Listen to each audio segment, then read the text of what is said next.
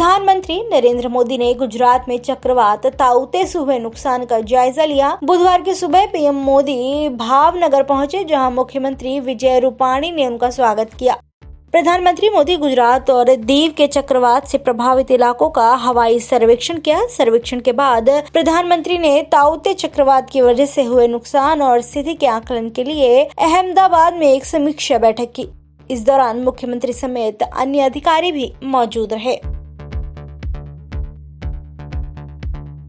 इसके साथ ही प्रधानमंत्री नरेंद्र मोदी ने गुजरात में तत्काल राहत गतिविधियों के लिए 1000 करोड़ रुपए वित्तीय सहायता का ऐलान किया है।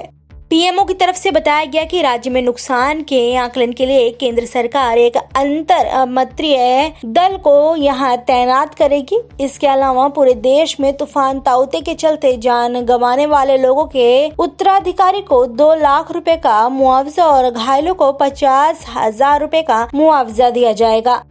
इसके अलावा बुधवार को नौसेना का युद्धपोत INS कोची बजरे P305 से बचाए गए लोगों में से 125 को लेकर मुंबई पहुंचा। यह बजरा चक्रवात ताउते में फंसने के कारण अरब सागर में डूब गया था। बजरे पर 273 लोग मौजूद थे, जिनमें से नौसेना ने अब तक 184 लोगों को बचा लिया है। The ship sailed under very difficult conditions.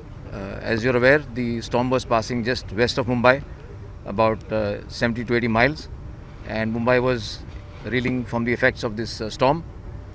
The ship navigated through these conditions and went to sea. Did our best job out at sea with the barge.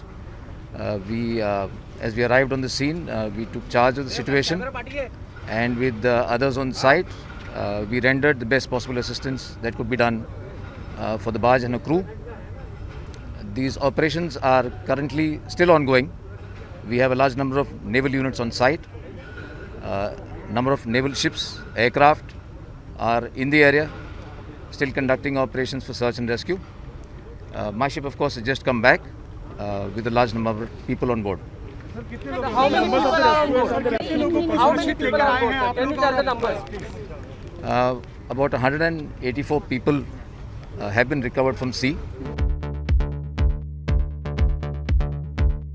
उल्लेखनीय है कि गुजरात में चक्रवाती तूफान के कारण तटीय इलाकों में भारी नुकसान हुआ। बिजली के खंभे तक और पेड़ उखड़ गए तथा कई घरों और सड़कों को काफी नुकसान पहुंचा। इस दौरान हुई घटनाओं में करीब 13 लोगों की मौत हो गई।